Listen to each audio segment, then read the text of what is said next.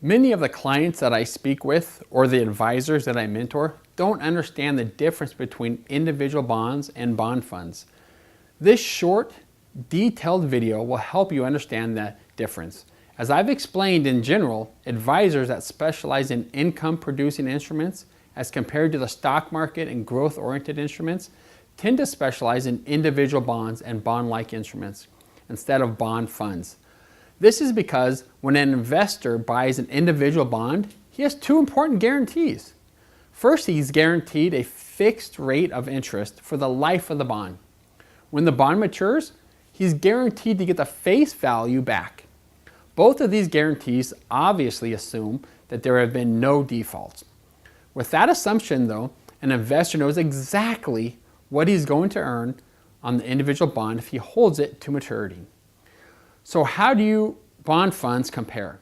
Well, do bond funds pay a fixed rate of interest, or can it fluctuate? That's right, it can fluctuate. Do bond funds have a fixed maturity date at which they pay back all their principal, or do they kind of sort of go on forever? Of course, the answer is they go on forever.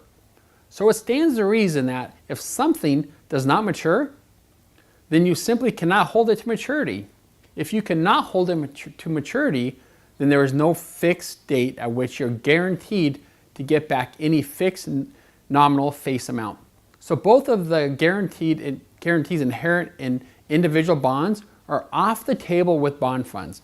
So why does it matter in the real world?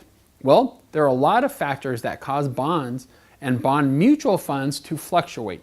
Many of you have heard about the inverse relationship between interest rates and bond values. When interest rates go down, bond values tend to go up.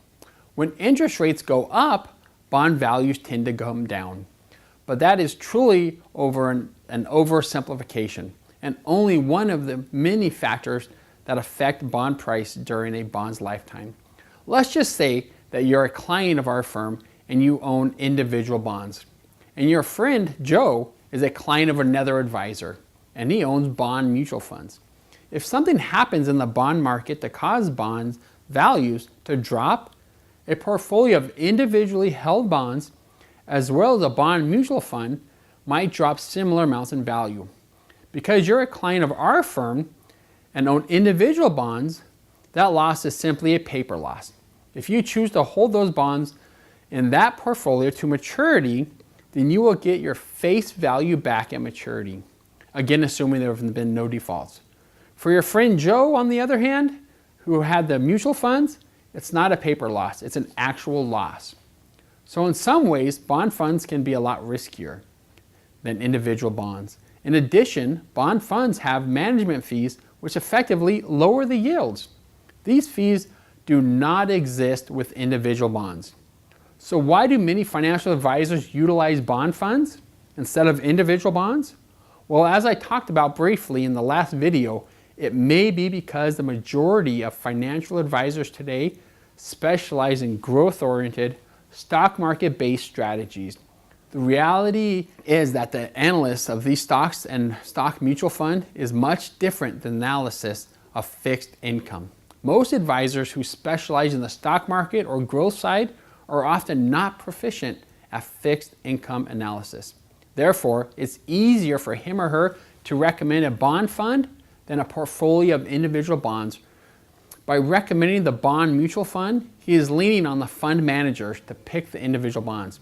So in a way, we can think of a bond fund as a simpler way for a stock market oriented, or a do-it-yourselfer for that matter, to invest in the bond market. But like most things in life, simplicity comes at a cost.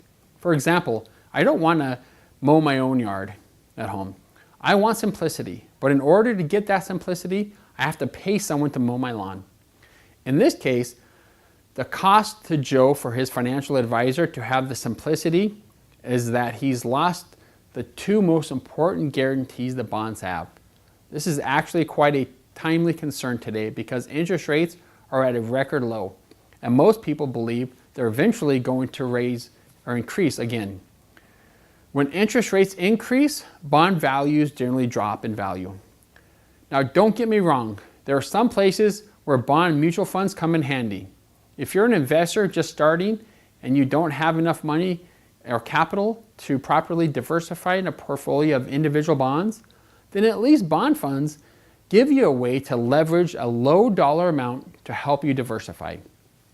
But I find for most people at or near retirement who have already saved their money, that individual bonds serve their purpose for safety and steady income much better than mutual funds.